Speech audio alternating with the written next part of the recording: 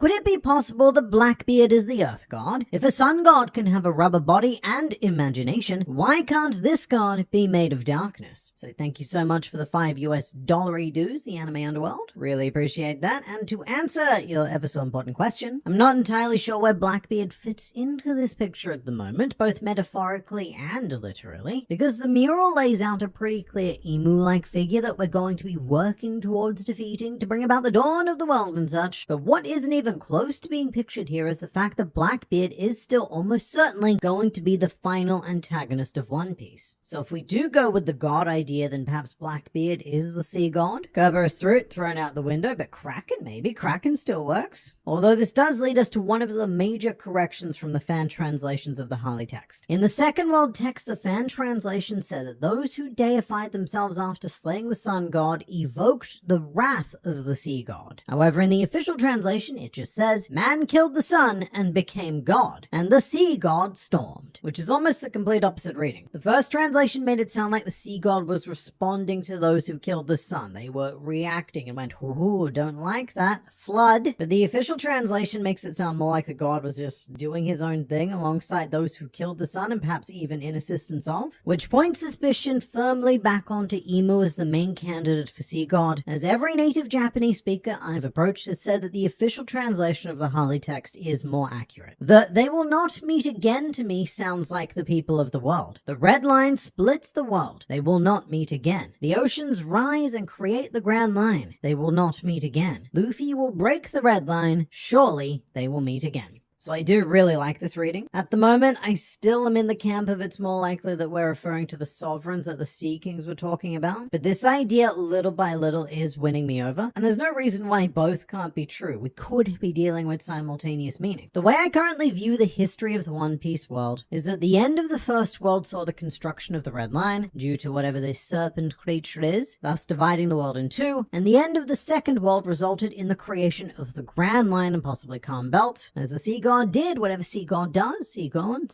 flood, flood god flood. But again, after the end of the First World, the planet was divided into two pieces. They will not meet again. And after the Second World, the planet was divided into 7 pieces. And so they would not meet again. But after the end of the Third World, if the Red Line is taken down and something Grand Line, then surely this time, the two halves of the world that have been removed from one another will meet again in one piece. And something like that. Again, I'm becoming more and more of a fan of that idea. What if Bonnie turns all the little kids into adult giants? It's a cool idea, but I think nothing happens, because none of these kids have ever been taught to fight battle. What I would love to see, however, is Bonnie age up Colin to the point where he actually stands a chance against an adult enemy, because, as I keep relentlessly saying, Colin does have the spirit, the drive, and the training of an Elbaf warrior, so that could be a very fun option in the future. I like the idea that the people of the half moon are D, but what could the people of the full moon be? So I wanted to wait for the official translation to clarify this, because I found this line in particular quite clunky in the fan translation, but look, it didn't end up helping all that much waiting. But the Second World text says, those of the half moon dreamed, full stop. Those of the full moon dreamed, full stop. And this could be where a lot of people are overthinking, because I'm seeing a lot of ideas of fracturing the D clan between the full moons and the half moons, but this line could also just be extremely literal and referring to the people who actually came from the moon, which is all of the sky people and potentially even the minks, because they have such a clear connection to the full moon in their Sulong form. But also, when we did see a story that took place on the moon, we encountered the space pirates, which are a crew of creatures that look like futuristic space minks. It could also be a divide in the D clan, like the Luffy Roger faction as the half moons and the Rocksteady Zebex and the Blackbeards as the full moons, both of whom were dreaming. But we do also have quite literal moon people to consider. Maybe they flooded the earth to put out the endless flame that was burning the land. I see there, that is nice thinking. The First World started and ended in some sort of hellfire, so what the sea god does right is overreact to the problem and floods the entire world to get rid of the fire, trade one problem for another. Although the First World does also end in, quote, death and darkness, so maybe going back to our Blackbeard question, perhaps he could be representing the entity of the the Earth God, and One Piece is ultimately going to be a clash between Earth, Sea, and Sun, or Blackbeard, Emu, and Luffy. But then again, we also have to find a role for the Forest God, which completes the quad complement of gods that were worshipped by the Shandian tribe on Jaya: God of the Sun, God of the Rain, God of the Forest, and God of the Earth. So things are looking real good right now for Shandian theologists, although we may actually have 5 gods, because it might not be right to conflate the God of the Rain with the Sea God, and if the Sea God is Emu, then it would be the natural enemy of the Shandians, and thus it would make sense not to worship it. But also the Earth God doesn't sound like it was particularly friendly either, what with ending the world that one time. And also the Forest God, we don't quite know where the Forest God stands. But that leads us to another correction that we need to make from the fan translation, because when it came to the Forest God in that, the scan said that the Forest God summoned its devils. But in the official translation, what is said is that the Forest God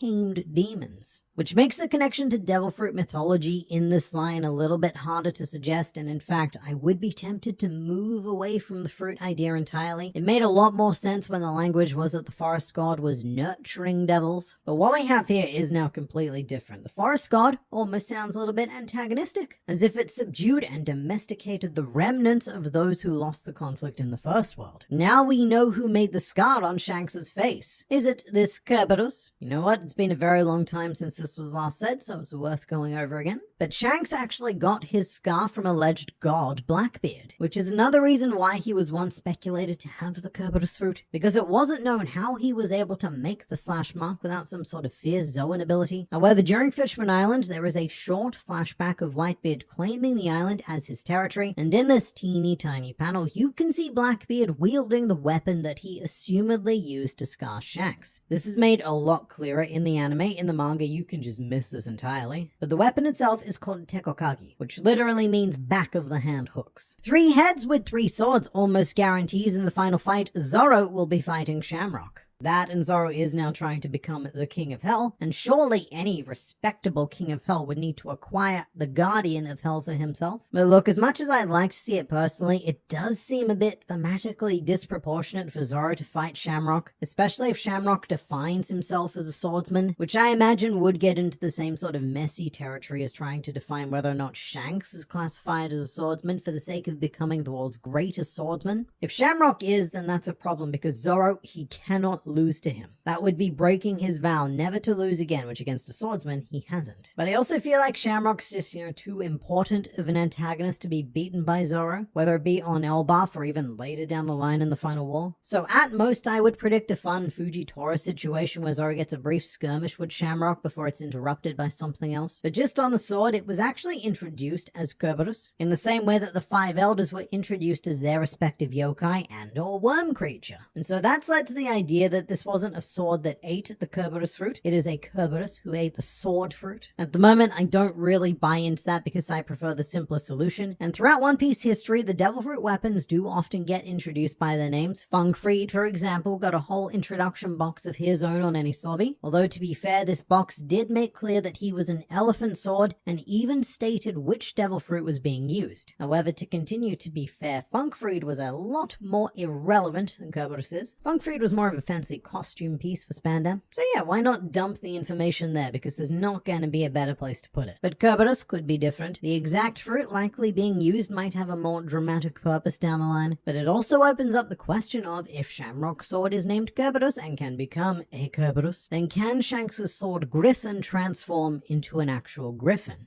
Does Kerberos have multiple pronunciations, or have I been saying it wrong? I thought the C made an S sound. Yes, like Cerberus. But no, you're not saying it wrong. The vast majority of English speakers say it like that now. Apparently the reason for that has something to do with the Black Plague wiping out a lot of English aristocracy. So common people rose up to fill those gaps and started mispronouncing their own language at the time, which was then made permanent and carried over into the modern day. Like this whole C being a S instead of a K. But Kerberos is a Latin word, and in Latin you pronounce the C as a K. So it's Kerberos. And yes, people are gonna actually me. It does come from the ancient Greek word, which is also Kerberos. Cerberus, but spelled differently and also with a K. And in Japanese, it's also pronounced with a hard K, like our thriller bark Kereberosu. I counted 19 people on the conveyor belt, with a sun giving it to an old emu silhouetted looking figure. So I went back on this and I can also count, and I also counted to 19. So what we're referring to here are these guys mining the energy, which I think represents the mother flame, but 19 is an extremely important number because that's the number of kings that came together to form the world government and establish a society on Marijois. There were 20 all in all, but the Nefertari family chose not to go full world government, and so we were left with 19. So it could be a coincidence that there are exactly 19 people contributing to the machine that is this massive kingdom, or it could be an extremely purposeful depiction of the world government as we know it today, which would add evidence to the mural not being a strict representation of the first, second, or third world, but rather all of them simultaneously. And history does this thing of repeating itself, because you can make the argument that everything in this mural is extremely relevant right here and now in the third world, just as much as it was in the first and second. But mate, what about Loki? That's clearly him in the mural. So I don't think it is clearly him, but Loki could fill that space in the eventual prophecy if this is a glimpse into the future as much as it is into the past. This half of the mural especially, I think, is both a depiction of the past and the future, with Joy Boy and his allies going to war against some sort of emu-shaped creature, but also the same thing's gonna happen with Luffy and his allies, and in our future war, this big ol' ancient giant-looking guy could end up being Loki. The blindfold on Loki might just be a design choice, like Gojo in Jujutsu Kaisen. Right, so I'm not the biggest Jujutsu Kaisen guy, so someone can and probably will correct me on this, but my understanding of Mr. Gojo is that he can see through his blindfold because of his six eyes ability. And the reason why he wears the blindfold is because his sight is so powerful that he needs it to avoid sensory overload, which I think is the exact opposite of just being a design choice. And this is what I was proposing as a similar idea for Loki, that this blindfold is somehow there to contain or dull an ability within his eyes, but like Gojo, still allows him to see through various shenaniganry. Adding my 2 pennyworth, Loki has a Norn model devil fruit which allows him to see someone's destiny and can actually change it for good or ill, named for the goddesses of fate in Norse mythology. However, he has to be able to clearly see the person whose fate he will change, which is why he is blindfolded. Alright, yes, this is the sort of thing I was looking for. So I had no idea this stuff even existed before this comment because my Norse mythology, not amazing and probably never will be. But the Norns are particular deities named after a word deriving from the meaning to twine, as they literally thread fate and can thus shape the course of human destiny. And look, if Loki did have this ability or something similar, I think that would be super exciting, because then we could see how he'd be so confident in claiming the title of Sun God, because he may very well have the power to alter fate to put himself in that position. And if so, this could actually make him the most dangerous possible opponent for Luffy to face, because Luffy has been at many key points in his life completely carried by the concept of fate. He could and should have died tens and tens of times over, but he's always saved by the exact right thing happening at the exact right time, and if Loki were able to change that even temporarily, then that is a very serious meta power that I don't even know how you begin to deal with. American here, question boss, how much did that ambulance cost? Alright, so I had to call an ambulance the other day due to a sudden and debilitating issue right before recording the chapter review for 1138. It was horrible timing. It was classified as a non-emergency call-out, which cost about 351 Australian dollars, which is about 218 US dollars. It was a little bit more than that because it also charges by kilometer that the ambulance has to drive, but that's not much, it's a couple of bucks. And I should say that even if it was an emergency call-out, then it would have been about 277 US dollars. So I hope that answers your question. One thing almost every YouTuber misses in the mural is at the top. Above the moon and between the text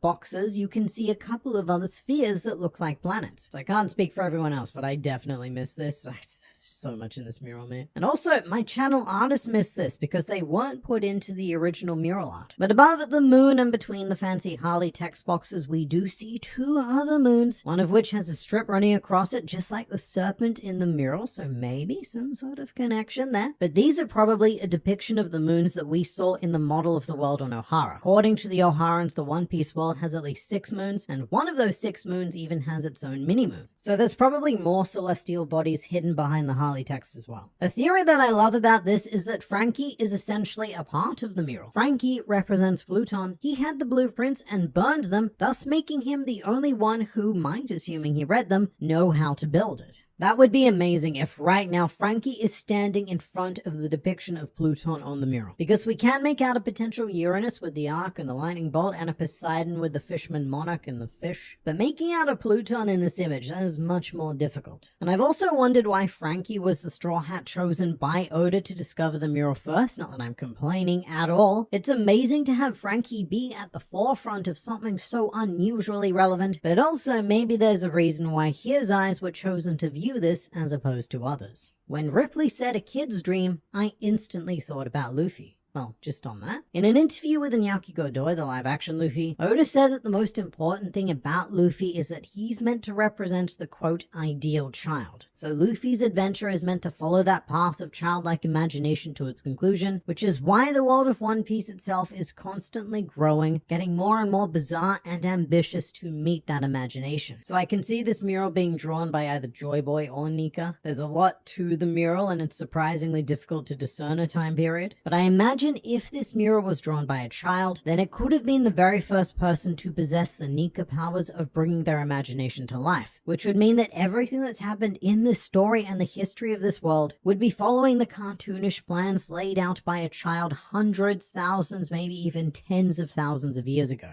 And the future that we may have to look forward to is one ultimate flashback where we see the creator of this mural innocently scribbling with absolutely no idea about how this is going to change the course of human history.